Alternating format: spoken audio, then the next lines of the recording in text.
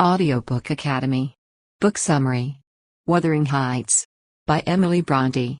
Emily Bronte's gothic horror/romance novel Wuthering Heights was published in England in 1847. Author Emily Bronte died a year after the novel was published under the pseudonym Alice Bell.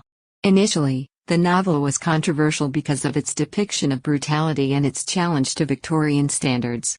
Sales and critical acclaim began to climb only in the latter half of the 19th century. Throughout the years, the novel has been made into films, radio serials, television shows, plays, and musicals, among other forms of entertainment.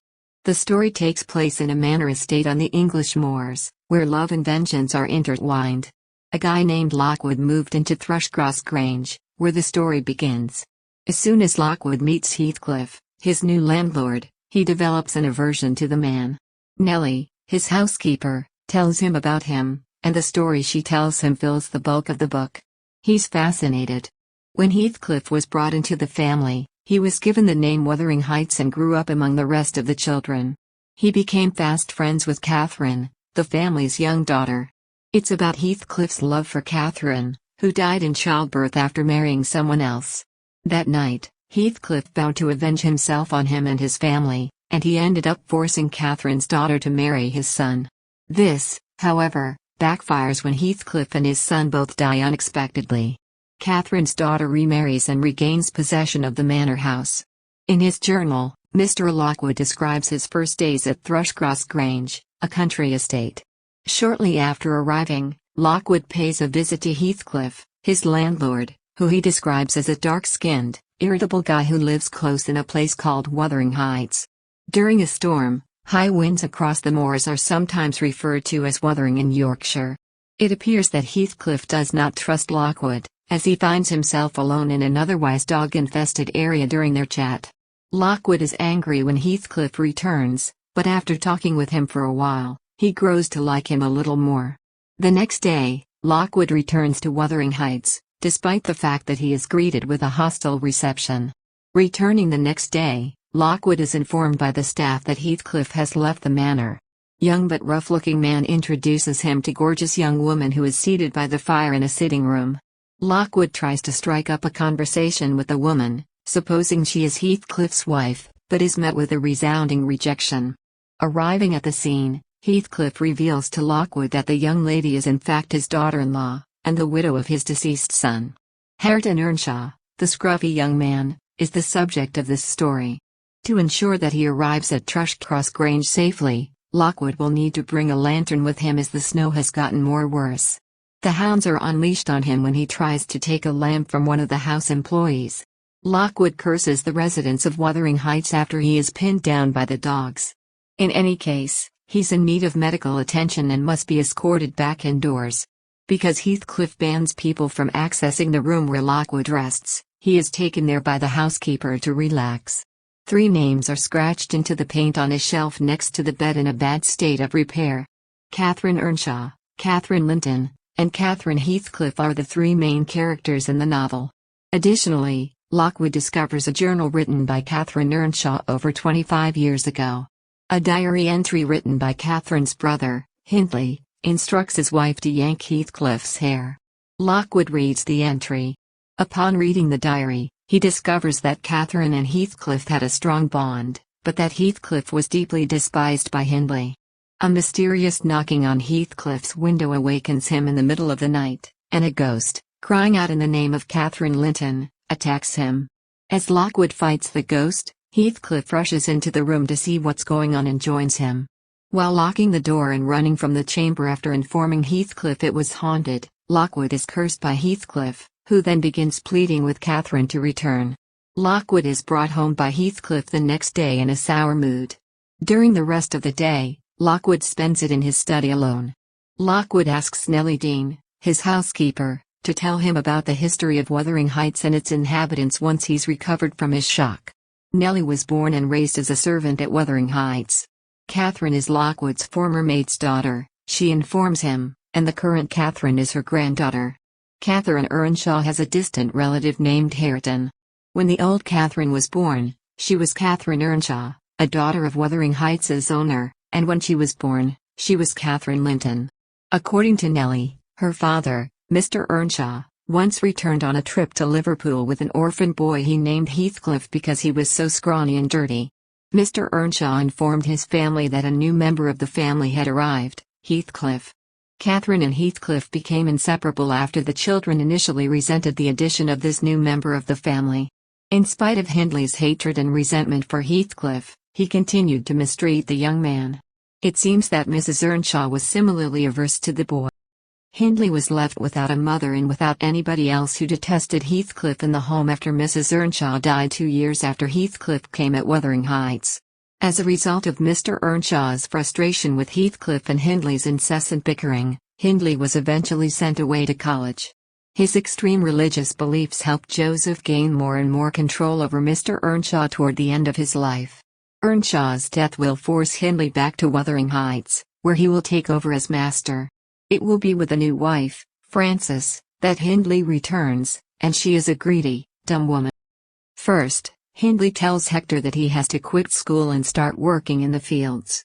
During a day when Catherine and Heathcliff are playing in the fields after their curfew, Hindley tells Nellie to lock the doors so that they cannot return home.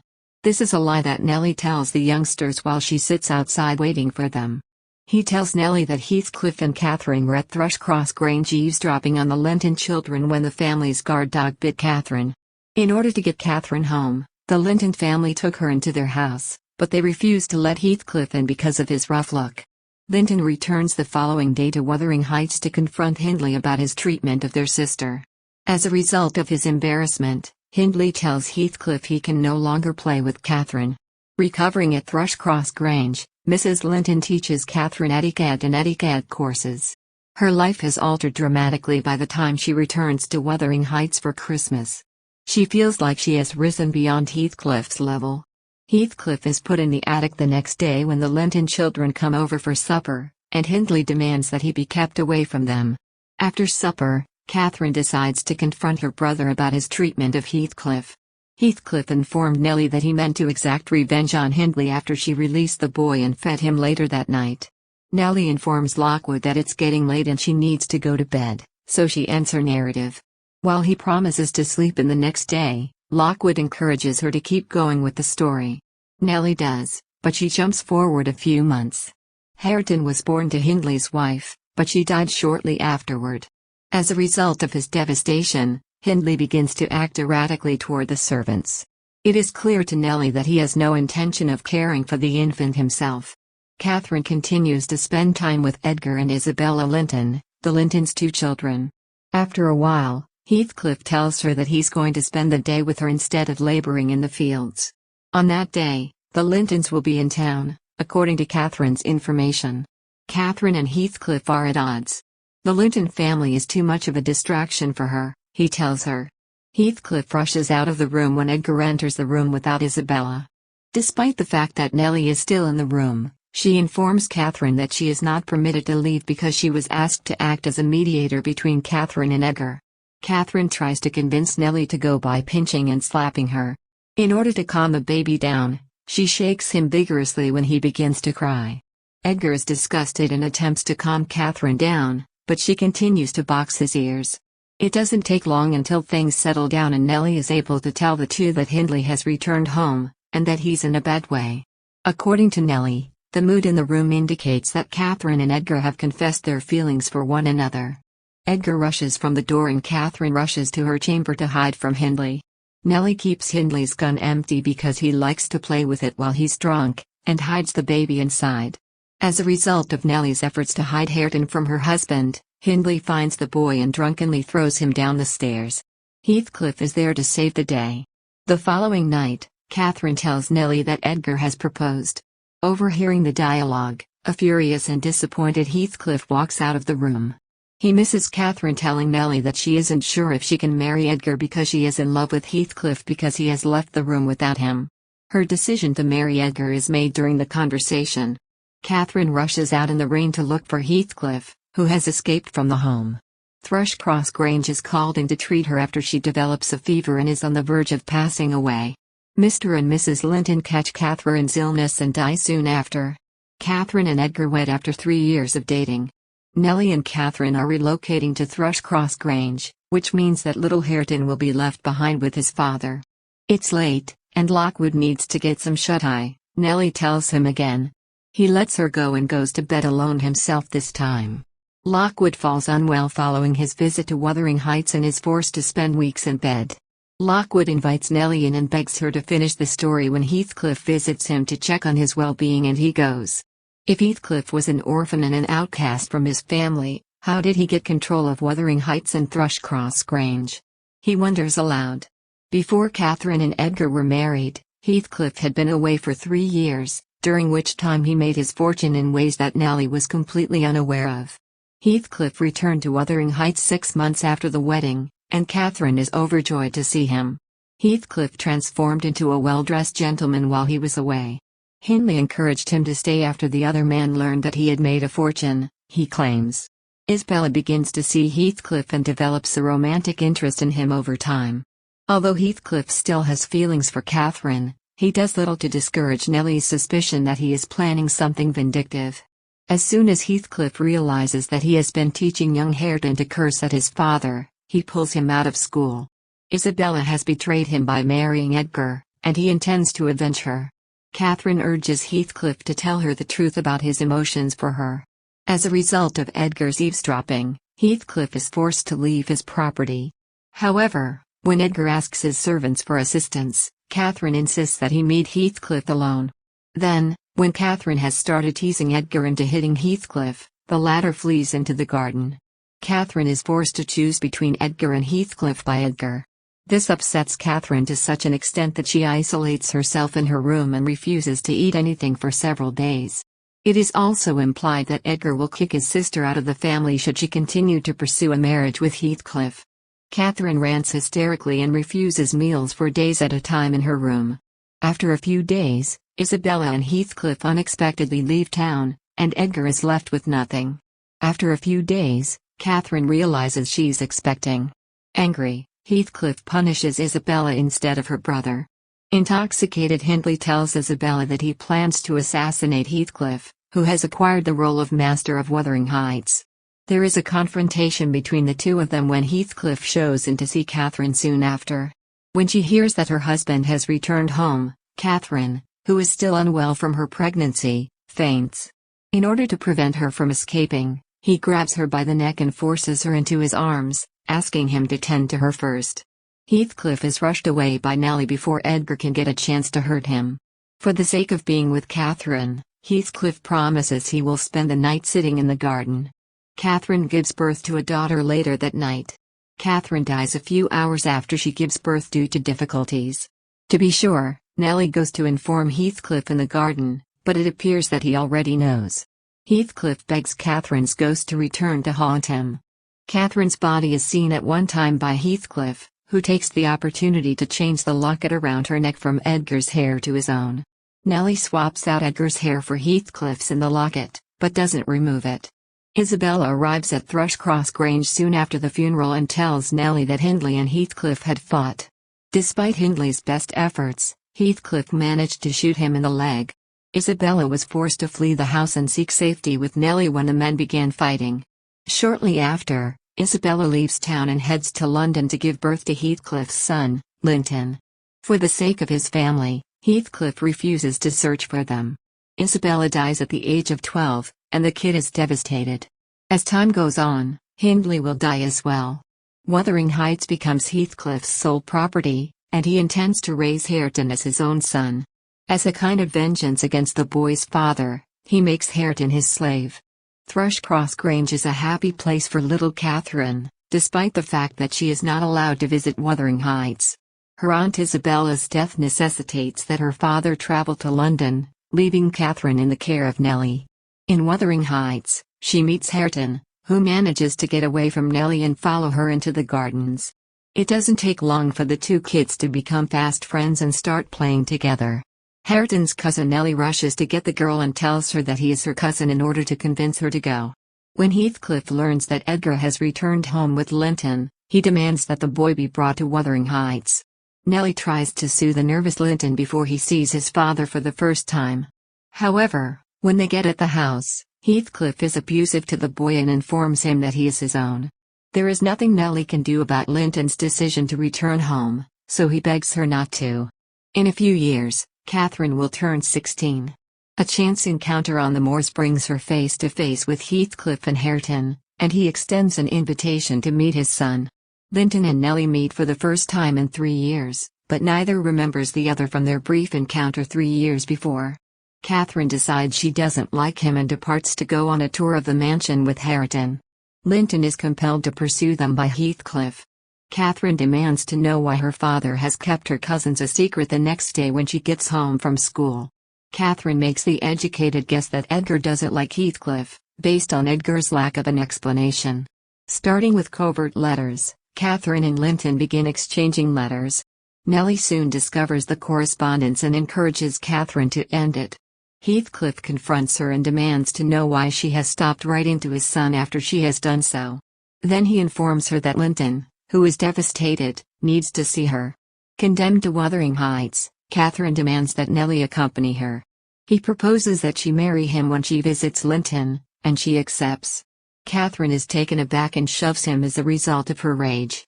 When Linton pretends to be in pain, Catherine is left feeling sorry for him. When Linton returns to Wuthering Heights, Jane undertakes a secret journey there in order to see him. Nellie, on the other hand, discovers the secret rendezvous and alerts Edgar about it. A furious Edgar tells Catherine she can no longer visit the house but that Linton can come over and see her at home. Nellie returns to the present day to inform Lockwood that her story has nearly caught up to where they now are. This year's events are a distant memory. That Linton never visited Catherine at home may have been because he was an ill young man and couldn't make the trip. Even though Edgar is sick, he assures Catherine that if marrying Linton makes her happy, he will consent to it. Heathcliff will inherit Thrushcross Grange when he dies, despite his knowledge of the consequences. The youngster confesses to Catherine that his father has been pressuring him to see her and that he is afraid of what would happen to him if he doesn't. Heathcliff appears and begs them to return to the home while they are chatting. He captures Nellie and Catherine at Wuthering Heights and forces Catherine to marry Linton in exchange for their freedom. To keep her safe, he places Hareton in charge of keeping Nellie locked up for 5 days. Catherine and Linton are now married, and Nellie is freed by the housekeeper. Linton is ecstatic that Edgar's goods will soon be his, and he gloats about it. Upon her return to Thrushcross Grange, Nellie is greeted by Edgar, who is dying. That Catherine is safe and on her way, she tells him. To ensure that Catherine's inheritance goes to a trustee, Edgar tries to alter his will. It isn't long before Catherine tries to make it over to see her father and persuade him that she is well. Edgar believes she had a happy marriage when she passes away. Heathcliff returns Catherine to the Grange after Edgar's funeral so she can collect her belongings. He tells Nellie that while the sexton was digging Edgar's grave, he had the guy reopen Catherine's grave so that he might see her face. That Catherine has not rotted in the least and will not till he joins her in the afterlife, he declares in his final statement. His room has been haunted by Catherine's presence for the past 18 years, he informs Nellie. On the other hand, he tells Nellie that she will never return to Wuthering Heights. Nellie is informed by the housekeeper at Wuthering Heights that Catherine was made to care for Linton alone and that she was not permitted to beg for help. In addition, he gave the command to all of his servants to treat her cruelly. Catherine is left alone at Wuthering Heights after Linton's death, and she refuses to communicate with anyone. For her own sake, Nellie buys a home in town and informs Lockwood that she desires to take Catherine live with her, but is aware that Heathcliff will not allow it. Nellie believes that a new marriage is the only option for Catherine to leave Wuthering Heights.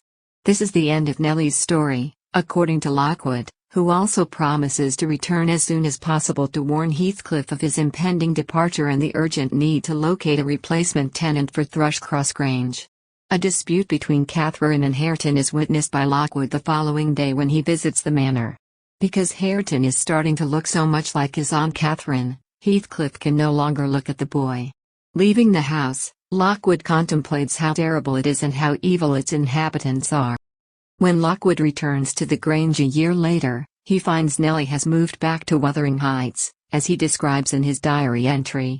He rides to meet her and discovers that she has been promoted to the position of housekeeper at the manor house. Additionally, he notices that Hareton and Catherine have improved their relationship and mutual respect. A dispute breaks out one morning between Heathcliff and Catherine. He grabs her, but stops short of hurting her. Nellie has a theory as to why he didn't hurt her. He saw how much she resembled her mother at the time and couldn't bring himself to do so. His plan of revenge has worn him out, and he tells her that he has no desire to carry it out any longer. This sets Heathcliff on a path of social withdrawal, culminating in his nighttime foraging on the moors alone. As soon as he mentions Catherine's name, he begins to talk about seeing apparitions. It all comes to an abrupt end with his death. In addition to Heathcliff's burial, Nellie informs Lockwood of the impending nuptials between Catherine and Hareton. Catherine, Edgar, and Heathcliff are buried side by side in the graveyard. There is a rumor going around town that some residents have witnessed Heathcliff's apparition with another spirit. Lockwood ponders this and concludes that no one who was buried in such a serene environment could possibly be sleeping well. Character analysis. Mr. Lockwood, the main protagonist and narrator of the story. Using diary notes, Lockwood retells Nellie's narrative to him. Because of Lockwood's upbringing, the residents of Wuthering Heights are rude and uncultured, and Lockwood is unable to relate. As a stepping stone to Nellie's story, Lockwood's narration serves as a sort of primer. However, Lockwood is an arrogant and foolish man who, despite his flaws, is a man of deep morality. Heathcliff, Lockwood's landlord and Catherine's former love. The orphaned Heathcliff arrives at Wuthering Heights as a kid to become the ward of Mr. Earnshaw, the wealthy landowner. The story's most memorable character is Heathcliff. An over-the-top villainy and a melancholy nature create the tone for this gothic romance. Furthermore, he is the least moral character in the book and the most difficult for the reader to empathize with. Heathcliff begins the novel as an innocent boy who is bullied by Hindley and who is infatuated with Catherine, but when she marries another man and dies giving birth to their child, he spirals into brutality and hatred. Since her death, he has spent most of his life plotting retribution against Hindley and Edgar, even after they are both deceased. For the most part, Heathcliff is stuck in the past and just wants to die with Catherine. For the first time in years, he appears relaxed and content as he begins to die. Catherine Earnshaw/Linton, the spoiled daughter of Mr. and Mrs. Earnshaw, who grows up at Wuthering Heights and falls in love with Heathcliff. Heathcliff and Edgar are one and the same to Catherine, but she marries Edgar so as not to be seen as low for marrying an impoverished orphan, a desire she confesses to Nellie in the novel. As a free spirit, Catherine has a tendency to be haughty and mean-spirited. She has a short fuse and is prone to rage outbursts. Both of the men she claims to love never seem to be able to make her happy, and she dies in childbirth at a young age. Nellie Dean, the housekeeper of Wuthering Heights and former housekeeper of Thrushcross Grange. The majority of the novel is told from the perspective of Nellie, who is the conduit through which we are introduced to the world of Wuthering Heights. Although she grew up in the same house as Catherine, Heathcliff, and Hindley, Nellie was never considered a member of their family. Catherine, whom she wishes she could save from her mother's faults, is the character she cares the most about, regardless how the other characters treat her. Young Catherine, the daughter of Edgar Linton and Catherine Earnshaw/Linton. Nature versus nurture has a poster kid in the form of 12-year-old Catherine. As a result of not having a mother, she possesses the same personality traits as her mother. Mother and daughter share the same attitude and impatience, and she falls in love with the son of the guy her mother previously had a crush on. But at the end of the book, things are looking up for Catherine, as she may marry Hareton and inherit Wuthering Heights and Thrushcross Grange from her father. On July 30, 1818, Emily Bronte was born in Thornton, Yorkshire, England. Charlotte and Anne Bronte were her older sisters, and she was one of 6 children. A reverend's offspring, the sisters were brought up on the moors of England at an early age. When Emily was just 3 years old, her mother, Maria, passed away, leaving her father to care for her and her siblings, along with the support of Emily's aunt. The Bronte children's love of writing began at an early age. For their own amusement, they began creating plays and concocting stories. Bronte went to a girls' school for a brief period of time, but quickly realized that she missed her family and returned to her home in the countryside. Despite her best efforts, Emily's health began to deteriorate in 1838, and she was forced to return home to help her parents as a housekeeper and stay-at-home daughter. She learned German and the piano on her own, and she's fluent in both languages now. As young adults, Emily and Charlotte envisioned founding their own school and becoming teachers. However, as their education progressed and they attempted to create a school, they discovered that the little village where they lived was difficult to draw pupils to. Charlotte sought to publish some of Emily's poetry in 1845, but the poet refused to allow Charlotte to do so because of Emily's feelings of privacy being violated. It wasn't until Anne confessed to Emily that she finally allowed her poems to be published with a pseudonym name. They all used a pen name that sounded like their own and released a book of poetry that included all of their work under that moniker. The artwork did not do well in the marketplace. Despite this, Emily published her lone novel, Wuthering Heights, under the pseudonym Ellis Bell in 1847, making it the most well-known of her works. Anne's work Agnes Grey was included in the original 3-volume set in which this story was initially released in 2 volumes. After its initial publication, the work garnered mixed reviews and many Victorian readers were offended by its ferocious characters. Emily's name was not added to the cover until many years after her death, and most people assumed it was written by a man. Emily became unwell in 1848 and was diagnosed with tuberculosis shortly after. She deteriorated rapidly as a result of her refusal to see a doctor.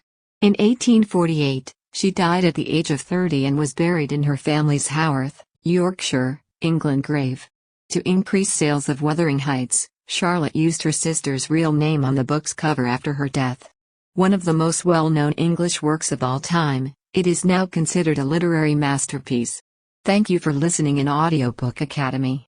Don't forget to subscribe and smash that like button for more content like this. See you in next video.